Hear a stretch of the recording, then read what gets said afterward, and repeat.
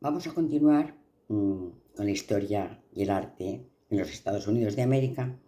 Nos vamos a dedicar hoy al capítulo de arte móvil, como arte cinético o como op art.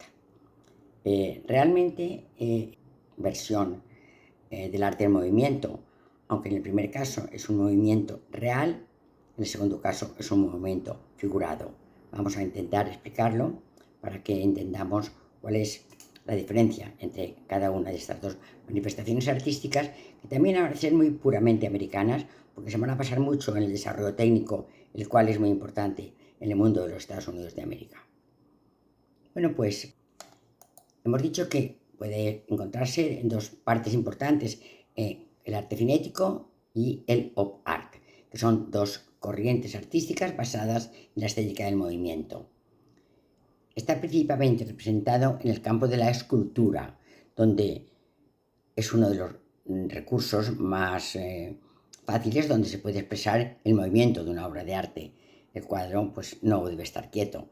Cuando a Pablo Picasso le preguntaban por Calder, decía: "Ay, yo creo que lo único que se puede pedir a un cuadro es que esté quieto". Pero realmente no era un cuadro lo que Calder estaba haciendo, era una escultura. Bueno, pues vamos a mirar a juzgar estas dos importantes estilos artísticos de los artes de los Estados Unidos. El primer representante o gran representante del arte cinético va a ser Alexander Calder y sus típicos móviles. El móvil no es más que una especie de juguete en el cual, sobre unos hilos de alambre, él ha suspendido una serie de figuras geométricas. Estas figuras geométricas, o bien por una fuerza externa, o bien por el viento, o bien por un motor, van a adquirir un movimiento. Esto él lo va a descubrir, lo va a elaborar a través de los juguetes de los niños, de los tío vivos, de los circos. Va a ser el motivo de orientación para crear esta nueva forma artística. Alexander Calder vivió desde 1898 hasta 1976. Bueno, pues estas, las primeras manifestaciones de este movimiento, de este arte que posee un movimiento real, se van a dar en 1910. Y fijaros otra vez hablamos de Marcel Duchamp. ¿Por qué? Porque tanto el arte de Marcel Duchamp, acordaros de la rueda de bicicleta, acordaros del el movimiento como una de las características de la obra de Marcel Duchamp, de los objetos encontrados, de los reality maze, va a ser el dadaísmo. Y otro de los orígenes de este arte en movimiento va a ser el movimiento futurista, que también va a este movimiento italiano, que también va a tener como muy importante la presencia del movimiento.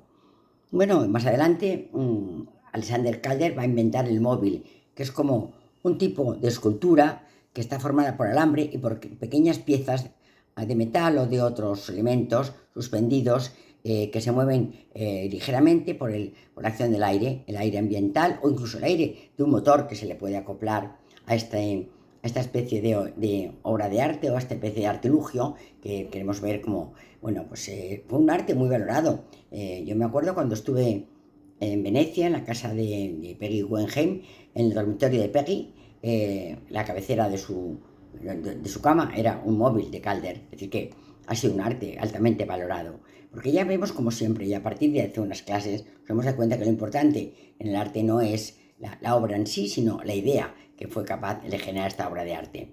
Bueno, después de este arte móvil o de los móviles está el arte cinético. Este arte cinético es la expresión que se adopta a partir de 1954 para diseñar obras de arte expuestas a movimientos, ya decíamos, producidos por el viento o producidos por espectadores. Y para esto es el más importante de todos, va a ser, ya hemos dicho, Alexander Calder, que tuvo una influencia, aparenta poca cosa, pero realmente tuvo una gran influencia en el arte de su época.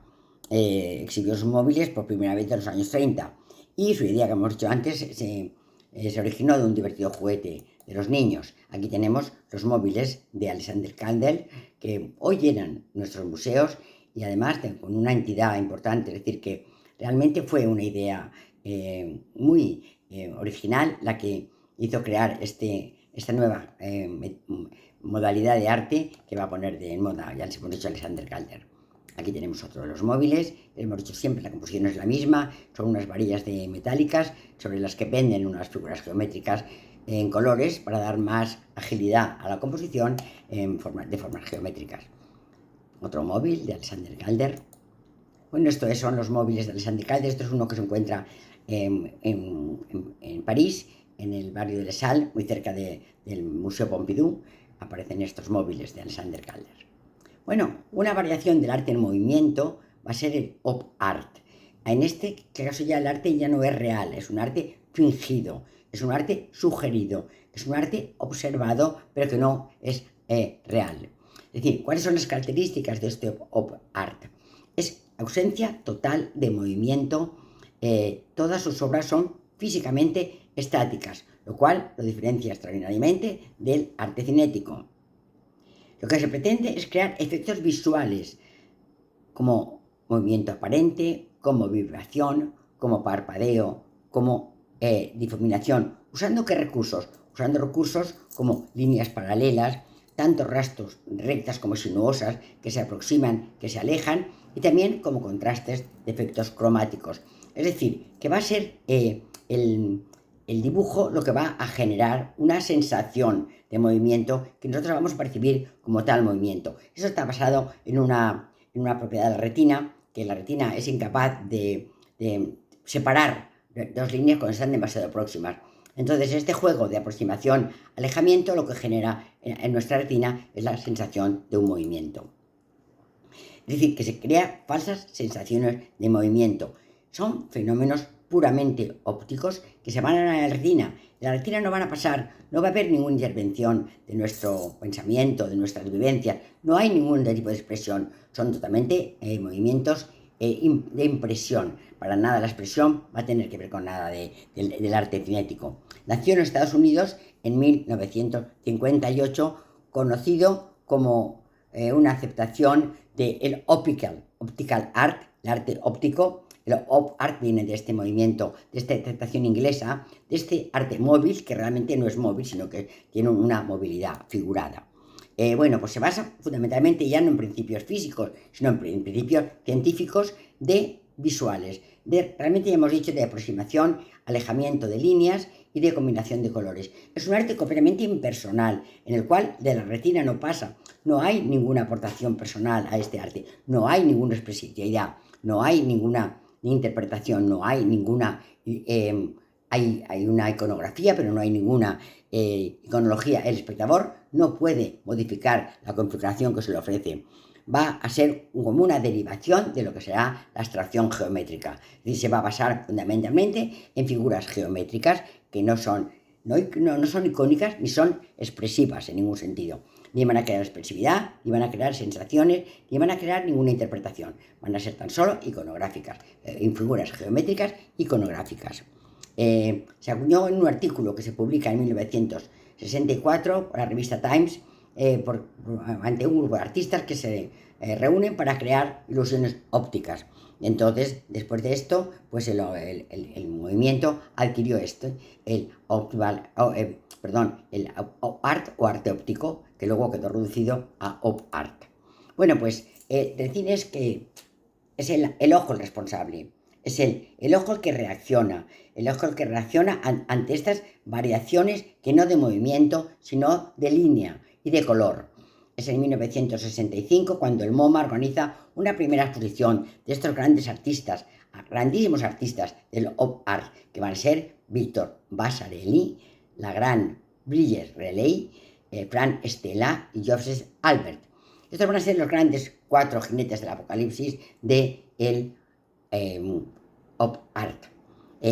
Están interrelacionadísimos y tienen una relación muy directa con el suprematismo de Malevich, el ruso Malevich, con el constructivismo tanto ruso como el de Torres García, con el neoplasticismo y con la Bauhaus, porque al fin y al cabo son movimientos con grandes influencias intelectuales, psicológicas, científicas, y que van a hacer estudios profundos sobre la fisiología, sobre la percepción, que no sobre la cognición. Aquí el arte cognitivo no va a tener ningún protagonismo. Va a ser un arte perceptivo, un arte que se basará en la fisiología, que para nada en el entendimiento.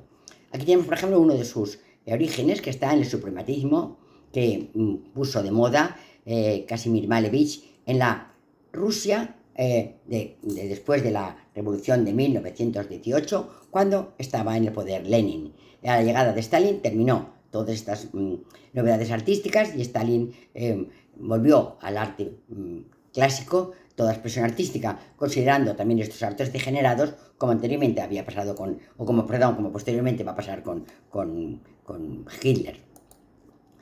También tenemos una figura muy importante, el uruguayo Joaquín Torres García, que con su constructivismo también va a crear esta ilusión de movimiento o de premovimiento, que va, en este caso, más que con líneas, se va a configurar con formas de colores. Es decir, el constructivismo de Torres García, el uruguayo Torres García, va a ser importante en la génesis del op art. También, por supuestísimo, el neoclasicismo de Stig o también incluso de Mondrian van a ser muy importantes en la génesis de este arte óptico, que diríamos que se va a basar fundamentalmente no en una cognición, sino en una respuesta fisiológica y en una respuesta de percepción. Es la percepción y la fisiología las que van a condicionar el nacimiento del arte óptico. Para nada, insisto mucho en esto, para nada tenemos que hablar de arte conceptual. Aquí no hay arte conceptual. El arte conceptual quedará para el expresionismo, quedará para el expresionismo abstracto y quedará para otros artes, pero no para nada para el op art. Bueno, pues un importantísimo pintor, artista del op art va a ser Joseph Albert. Joseph Albert fue uno de los grandes maestros de la Bauhaus. Él entrará a Bauhaus ya siendo mayor, ya siendo un hombre de casi 40 años, y cuando llega a la Bauhaus, él está haciendo tratamientos con vidrieras, está jugando con el color, está creando ilusiones ópticas a través de trozos de cristal, configurando como vidrieras modernas. No es muy aceptada esta fórmula suya cuando entra con dificultad en la Bauhaus. Por fin lo aceptan como profesor de la Bauhaus y terminó siendo uno de los grandes directores de la Bauhaus y uno de los grandes hombres de la Bauhaus. Esto que os presento aquí es la tipología de sus construcciones geométricas, que van a ser variaciones sobre tamaño, sobre forma y sobre color. Es decir, aquí no hay para nada subjetivismo. Aquí es todo objetivo, aquí es todo geométrico, aquí es todo fisiológico, aquí no hay nada de subjetivismo, aquí no hay nada de cognición. Bueno, pues realmente en estos casos del op art o de los antecesores del op art, va a ser muy importante la observación del que está estudiando la obra. Y de alguna manera incluso va a acompañar la observación con movimientos del sujeto que observa, para poder encontrar el movimiento en determinadas posturas. Es decir, se usa como base el acrílico, porque el acrílico proporciona superficies lisas, limpias y muy bien definidas. Es decir, ya hemos dicho, insisto, porque esto me parece que es importantísimo, no existe ningún aspecto emocional en este tipo de obras. Son obras fisiológicas y son obras científicas, en las que la percepción van a tener el máximo grado de protagonismo. Vamos a ver cuáles son los principales artistas del op art. A mí me parece muy bello el op art, y entonces yo os lo voy a enseñar con el máximo cariño que pueda. Víctor Vasarely es un grandísimo artista y es como se considera como el padre del op art. Es decir, Víctor Vasarely va a ser aquel que realmente inaugura esta nueva forma artística y va a ser uno de los más importantes artistas de el op art. Es decir, Víctor Vasarely nació en 1908 y murió en 1999. Comenzó a estudiar medicina en Hungría y realmente, fijaros, parece que esto no tiene interés, y sí que tiene interés. Hemos dicho que es un arte basado en la fisiología y en la percepción, para nada en la expresión, para nada en el sentimiento, para nada en la cognición. Entonces, como buen médico, es buen fisiólogo y además es buen observador. Entonces, la trajeron profundamente las obras de los rusos Malevich y de Mondrian, el francés Mondrian, y se interesó muchísimo por los estudios de astronomía, por el movimiento de los astros, que sabemos que se está dando, pero que no lo podemos percibir. Es decir, aquí es el caso contrario. Los astros se mueven, pero nosotros no somos capaces de percibirlos. Se fue a París en el 1930 y empezó a trabajar como grafista. Es decir, siempre el dibujo, muy importante en el nacimiento de los artistas del pop art. Bueno, pues creó el primera de sus primeras obras, la llamó Zebra, porque le recordó a una cebra y fue una obra que realizó en 1937.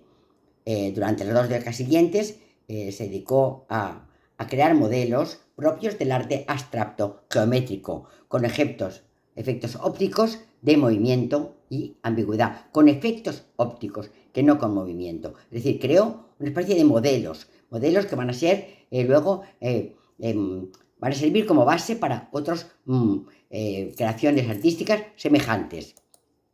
Por ejemplo, esto es lo que decíamos, lo que llamábamos, que en 1937 se considera su primera obra, que llamó Zebra, por el aspecto que tenía una obra bicolor, en las cuales vemos que realmente, si te aproximas, si te alejas, da sensación de movimiento. Esto es lo que se va a buscar en el op art, en el arte óptico.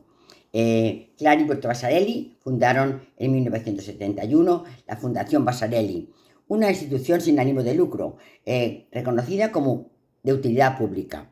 Esta fundación fue muy reconocida por los artistas del mundo y recibió muchísimas donaciones que engrandecieron muchísimo. Víctor Vasarely murió a los 91 años, encumbrado en una gran gloria.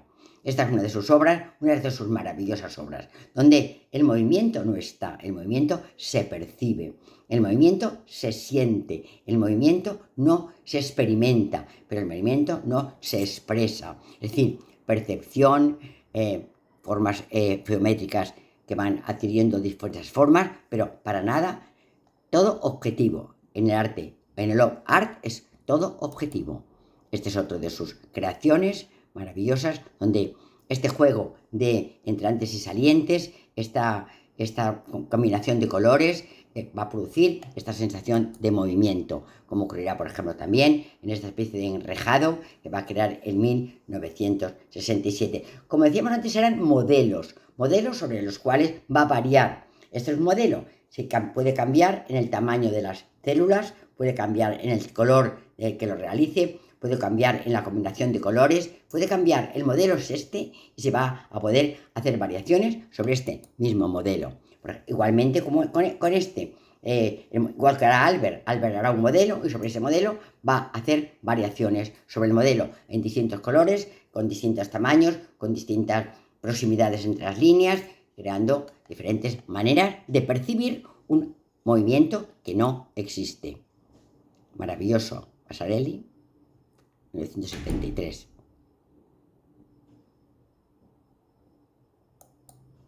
Bueno, a mí, si hay una artista del pop art que me sobrecoge, es Bridget Riley.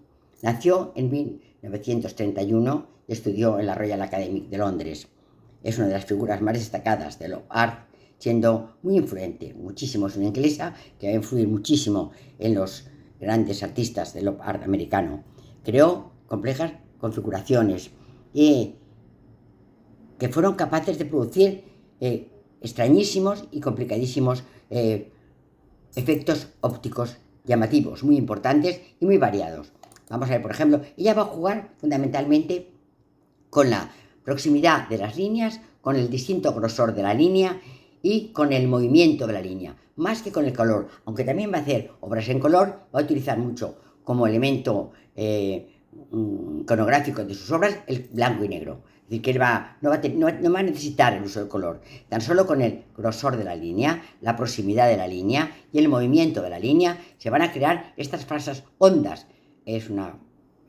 Por supuesto, es una creación estética en la cual nosotros vemos este movimiento ondulante.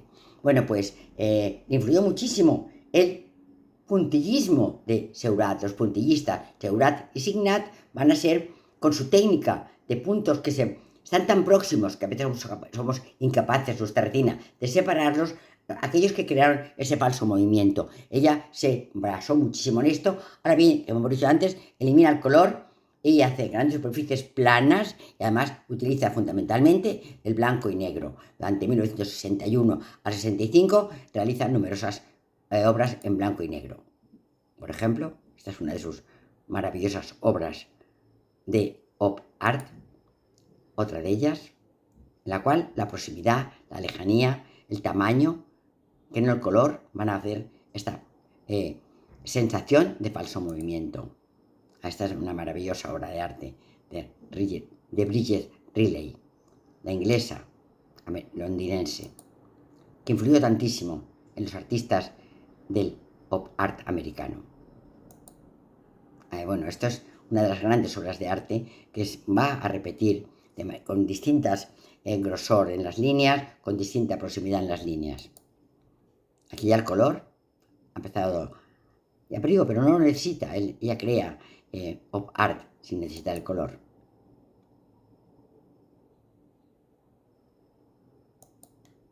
Bueno, pues aquí en Londres le encargan que decore los pasillos de un hospital, el Hospital St. Mary, con esta obra de op art. Entonces, piensan que esta sugerencia de movimiento figurativo va a tener una capacidad de sedación para los pacientes que ponía, si no sedación, por lo menos de tranquilidad. El paciente cuando camina por estos pasillos va observando las líneas de los pasillos y le van a crear una sensación de falta de miedo, de falta de irrealidad, que le va a ser beneficioso para su tranquilidad en estos momentos complicados de un tratamiento médico.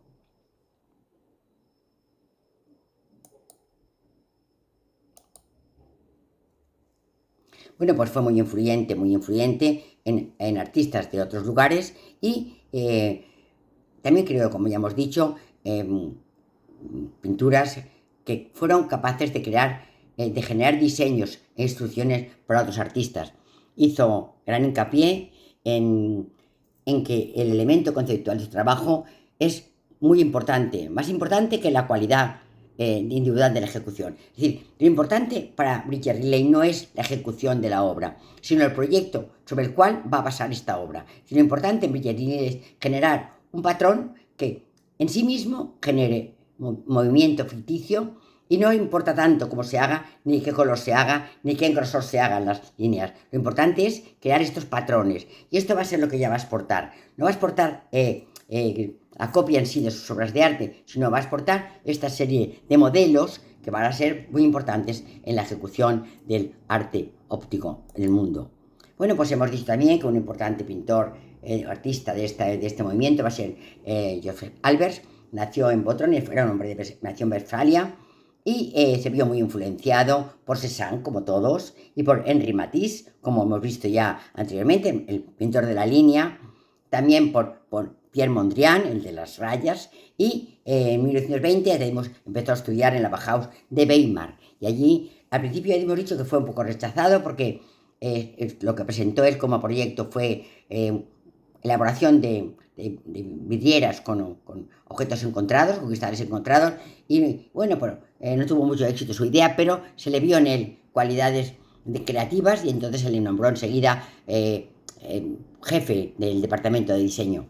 Él lo que quería, su obsesión fue siempre enseñar a ver, enseñar a leer, enseñar a aprender, no enseñar a copiar. Es decir, él lo que aprende es que crear, como hemos dicho antes en Richard Riley, crear patrones que sean capaces de elaborar obras de arte que sean en sí móviles, pero a la vez inmóviles, que generen esta sensación de movilidad desde la inmovilidad. Aquí tenemos a Albert con Annie, que fue su esposa. Se conocieron al llegar a la Bauhaus. Annie llega a la Bauhaus y bueno, pues le cuesta un poco entrar, por fin entra y bueno, pues la asignan al departamento de tejidos. En la Bauhaus son muy feministas, pero no está en feminismo. La Bauhaus, en un principio, a las mujeres se las introduce todas en el taller de tejidos. Bueno, pues se les considera a las mujeres que van a ser las mejores tejedoras. Esto no es así. Hay tejedores y tejedoras en los dos sexos. Bueno, ahí conoce a Albert, se enamora profundamente de él y fueron un matrimonio que se amó mucho durante todo el tiempo, y se amó mucho porque fueron capaces de renunciar cada uno a los gustos, a las preferencias y a las inquietudes que tuvo el otro. Bueno, pues el método que utilizaba la Bauhaus para formar a sus alumnos era lo que llamaban intuición. Esto era un método que consistía en un curso que se hacía de iniciación. Es decir, en el primer curso que se daba en la Bauhaus no era un curso en el que se estudiaba telares, diseño gráfico, vidrieras, pintura, gramática del color. No, no, no. El primer curso que se hace es un curso de iniciación, que además se daba en una antigua iglesia desacralizada gótica y que la daba un filósofo clásico llamado Johannes Itten. Este era un afamado profesor de ética y en este primer curso era común para todas las especialidades que se iban a estudiar en la Bauhaus, estudiaba ética como parte fundamental del inicio del aprendizaje de cualquier cosa en la vida. Era un curso eliminatorio y era un curso selectivo. Y entonces ya hemos dicho que se impartía en una antigua iglesia gótica. Este es el profesor Johannes Itten, que daba el curso de intuición y método. Curso obligatorio que se impartía a todos los alumnos que eran admitidos en la Bauhaus de Weimar. Bueno, pues estos son lo que os decía. Joseph Albert entra en la Bauhaus con este proyecto, la elaboración de vidrieras con objetos encontrados. Otra vez tenemos aquí a Marcel Duchamp. Encuentra trocitos de vidrio de lugares que se han roto y entonces compone con ellos unas vidrieras que van a ser, por supuesto, no van a ser simétricas ni van a ser iconográficas, van a ser completamente arbitrarias. Entonces, así es como él entra, pero pronto le van a considerar como un buen profesor de diseño. Bueno, pues Annie Albers no se quería apuntar al taller de tejeduría, pero Gropius, que fue el primer director, arquitecto, primer director de la Bauhaus, que era un hombre pues que se casó con Alma Mayer, la esposa de Mayer, el músico, fue el primer marido de Alma Mayer, pues era un hombre muy feminista, pero realmente obligaba a las mujeres a pasar por el taller de tejeduría, porque decía que el bello sexo era decía, aunque no quería diferenciar entre bello sexo y sexo fuerte, sí que había una diferenciación en cuanto a dónde encaminaba a sus alumnos, y a las mujeres, que eran el sexo que fuera, las ponía a trabajar siempre en el taller de tejeduría. Allí llegó nuestra Annie, la esposa, que será luego de Albert. Bueno, llega un momento que llega Hitler al poder y ellos ya salen de Alemania. Cuando llegan a Berlín se marchan ya de la Bauhaus y parten a Estados Unidos. Y son contratados como profesores y luego como directores de la Black Mountain College en Carolina del Norte. Una escuela muy importante, donde el principio filosófico del aprendizaje es aprender haciendo. Es decir, que aprenden haciendo, ejecutando. Allí estuvo como alumnos, tuvo Albert, a Rauschenberg, por ejemplo, a John Cage. Y bueno, pues por ejemplo, Rosenberg dijo, bueno, cuantísimo he aprendido del maestro Albert. He aprendido sobre todo a hacer lo contrario que lo que él dice. Bueno, es que es una manera de aprender a esto que me estás diciendo, justo voy a hacer lo contrario. Bueno, pues entonces al mismo tiempo Albert empezó también a trabajar en muebles, a trabajar en fotografía, porque realmente eran artistas muy renacentistas, muy polifacéticos.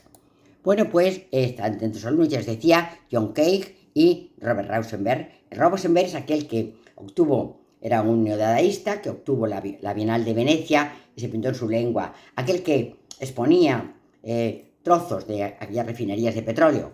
Bueno, pues después de aquí marcharon a la Universidad de Yale como a crear allí el departamento de diseño y allí enseñó a Richard Serra. Richard Serra también lo conocéis porque la que hayáis estado en el Museo Guggenheim de Bilbao habréis visto en el sótano unas grandes esculturas de hierro cuyo autor es Richard Serra. Bueno, también se le dio el Príncipe de Asturias en el año 1923, creo que fue. Después ya marchó a Ulm, Alemania, también invitado como profesor de diseño en la escuela de Ulm. Es decir, que tanto Robert Albert como su esposa Annie van a recorrer el mundo siendo maestros de maestros. Bueno, esta es la Universidad de Yale, esta es la Escuela de Diseño de UR, donde en ambos lugares va a ser director Joseph Albert. Bueno, pues fue consumado diseñador, fotógrafo, topógrafo, poeta, publicó libros, artículos y fue un gran teórico junto con Kandinsky de las teorías de la forma y el color. Es decir, que hablaban ambos de la gramática del color. Gramática es, para todo es lo mismo, igual para el color que para el lenguaje. Las gramáticas son las partes que conforman el color, el sentido que le vamos a dar al color, el significado del color que tendrá, porque con el color se va a poder dialogar, y esto es lo que ellos van a intentar explicarnos en su gramática del color. Bueno, pues el trabajo de arte de Albert significó un importante paso, importantísimo paso entre el arte europeo tradicional y el arte moderno norteamericano, llevando a América todas las construcciones y los movimientos de la Bauhaus. Bueno, pues esto es una... no me he podido negarme a poneroslo. Esto en el Iván de Valencia. El año pasado tuvimos una exposición de Annie y de Jovers, de Annie y de Joseph Albers, como el arte y la vida de ambos, para que veamos cómo fueron unas personas capaces de ser libres y estar juntas voluntariamente juntas, porque ambos acompañaron siempre.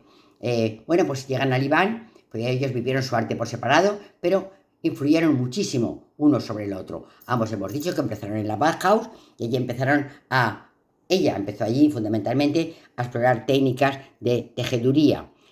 Tanto le gustó, entonces hemos dicho, no muy contenta, sino porque Gropius lo obliga, pero tanto le gusta los tejidos que piensa que tiene que marchar a América. Y luego de estar en Carolina, decide marchar a México, al sur de México, para aprender, y luego a Perú, para aprender a entender cómo elaboraban tejidos y cómo estos tejidos han sido teñidos con tintes naturales y cómo han sido capaces de sobrevivir miles de años. Bueno, pues ellos van a recorrer todas estas culturas precolombinas y van a hacer una especie de homenaje a estas culturas precolombinas, que en la parte de Mesoamérica, la parte del norte, van a ser la olmeca, la zapateca, la mixteca, la maya, la teotihuacana, la azteca y la azteca, que es lo mismo que mixteca. Y luego en la parte del sur, en la parte ya de la andina, van a ser la de San Agustín, la de Chavín, la Nazca, la de Chavín de Guatar, van a ser estas culturas, y en ellas se va a dar muy importante la orfebrería, muy importante la tejaduría. Es decir, en las precolombinas del norte o las de mesoamericanas van a ser olmeca, zapoteca, maya, teotihuacana, tolteca y mexica o azteca. Y aquí las tenemos, aquí tenemos la primera de todas ellas, que va a ser la olmeca, la segunda que va a ser la zapoteca, la tercera va a ser la maya, la cuarta va a ser la teotihuacana, la quinta va a ser la tolteca y totocana, y la quinta y última será la mexica o azteca, que al final llegará a todos los lugares menos a la zona maya. Bueno, pues aquí se van a dar en todas y cada una de ellas grandes artesanos orfebres, grandes artesanos pintores, grandes artesanos escultores, grandes artesanos de los tejidos. Luego en la parte sur vamos a encontrar la de Chavín, el horizonte de Chavín, la Nazca, la Paracas, que es quizá la más importante, en las que va Annie a aprender los tejidos, la Mochica, la Chimú y por fin el Imperio Inca. Todas estas culturas van a ser visitadas por el matrimonio de Albert y de Annie. Bueno, pues van a caminar desde México hasta Perú y van primero a llegar a los yacimientos de Monte Albán, en la costa de México, en la costa que se da al Pacífico de México, donde asentaba la cultura zapoteca. Y allí aprendieron la técnica de los nudos, la técnica de la joyería, además de la técnica de la textilería. Coleccionaron piezas que hoy están formando parte de su gran fundación. Aquí vemos, por ejemplo, piezas que van desde el año 3000 a.C. hasta el descubrimiento de México, de América por Colón y la conquista de México por Pizarro. Es decir, que tienen un lapso de tiempo muy largo. Ellos se dedicaron, y estas pertenecen todas a su colección de esculturas mesoamericanas. Bueno, pues ella quedó prendada de los tejidos porque pensó que los tejidos hablaban. Y realmente hablaban, porque ella descubre en sus investigaciones que muchos presentes y muchas noticias que se da de una cultura prehispana y otra, tanto de Mesoamérica como de América Andina, van a ser a través de los colores. Es decir, que una embajada llega a un lugar con unos tejidos y estos tejidos van a llevar un mensaje. Entonces, esta manera de comunicarse a través de los tejidos para ella fue de gran interés. Entonces fue una gran coleccionista también de estas telas que, según ella, hablaban. Aquí tenemos ese tejido, que esto es un tejido original. Y ella luego lo que hace es que, partiendo de estos tejidos originales, va a elaborar su propia industria de tejidos. Tejidos que van a adquirir una grandísima calidad, porque ella va a conseguir que los colorantes sean exactamente iguales que se usaron en las culturas pre-colombinas, es decir, que sean colorantes naturales que van a ser muy resistentes al tiempo. Esta era la manera de tejer, que llevaban esta especie de hilados, que eran como una especie de bastidores que transportaban las mujeres zapotecas o paracas. Son tejidos que ella elabora después. Bueno, pues Joseph Albert no se dedica a los tejidos, pero lo que va a hacer es su máxima creación, que van a ser las constelaciones estructurales, que esto nos va a servir mucho para que veamos lo que es el preámbulo del arte óptico. Es decir, es la conjunción, la variación de color, de grosor y de situación, lo que va a dar las sensaciones de movimiento. Estas van a ser las construcciones de Joseph Albert. Bueno, Joseph Albert es invitado en el 62 a un taller de grabado. Annie lo acompaña y Annie, que es una persona muy polifacética, queda enamorada del grabado y piensa que como la tejeduría hablaba, ahora ella a quien escucha es al grabado. Y experimentó con técnicas de agua fuerte, de serigrafía, de litografía. Es decir, que considera que el grabado va a ser ahora para ella un mundo nuevo de comunicación. ¿Qué os he querido contar yo con todo esto? Os he querido contar como esto, como hasta hace poco, hasta el pop, hablábamos de arte que nos manda un mensaje de un momento, de una época, de un sentimiento del artista. Y ahora de repente hemos pasado a otro tipo de arte que ya no hay un mensaje, sino lo que hay es una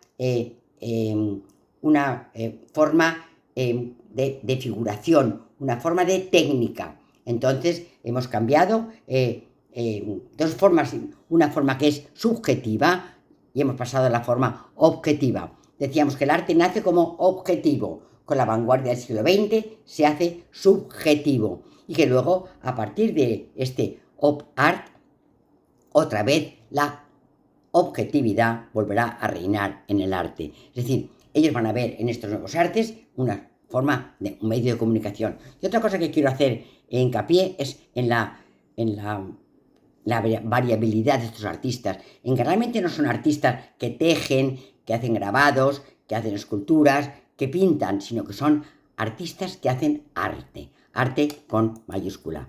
Aquí tenemos a Annie cuando pasó a ser de tejedora a hacer grabados. Es decir, la trayectoria de un matrimonio de grandes artistas de la Bauhaus. Muchas gracias.